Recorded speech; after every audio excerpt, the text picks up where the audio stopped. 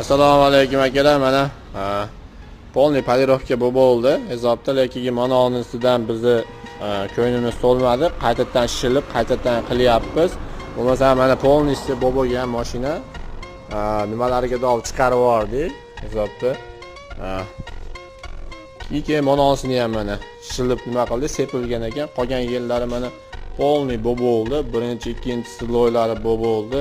Bu yoqlari ham bo'ldi. Mana polniy 1-2lar bo'ldi. Mana polniy bo'ldi. O'zi ko'rinib turibdi bo'lgan joylari. Maillari ham nomerlarni taylariga qo'yib yubordi akalar.